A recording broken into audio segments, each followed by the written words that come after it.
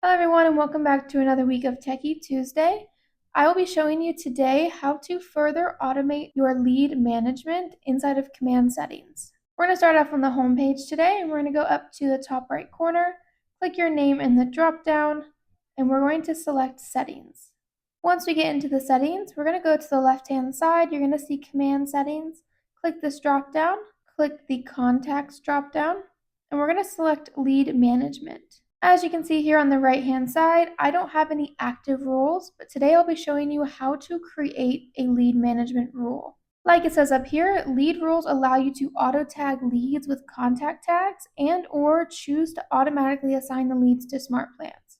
If you are someone that uses tags and SmartPlans quite a bit, this is going to save you a lot of time, so you don't have to remember who you've added to what SmartPlan and who you haven't added tags to. I'm going to go up to the top right and press Create Rule.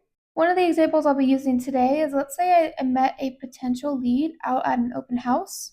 I want to find a way to auto tag them and auto add them to SmartPlans so it saves a lot more time on my end and I don't have to remember to add them here and there. For example, I'm going to title this rule. I'm going to title it Open House Leads.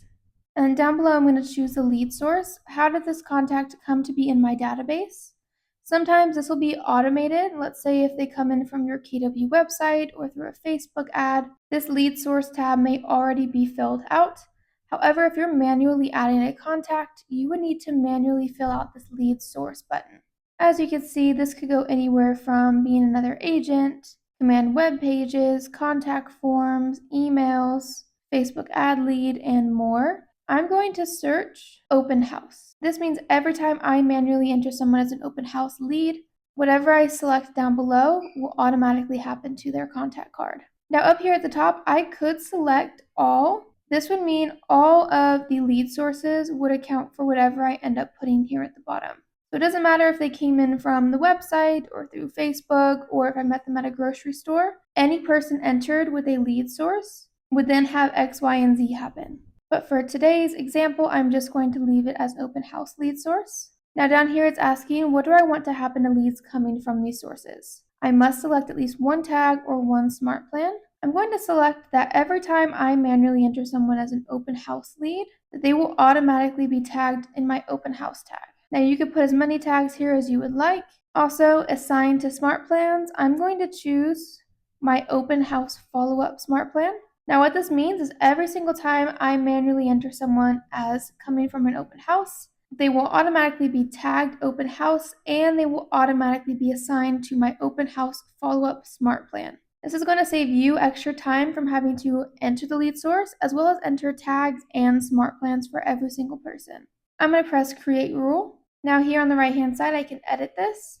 It'll pop up with the same information, or I could delete the rule. Now you could really go as deep as you would like with these rules. The goal is to make your life easier and to increase the automation that your command platform can do for you.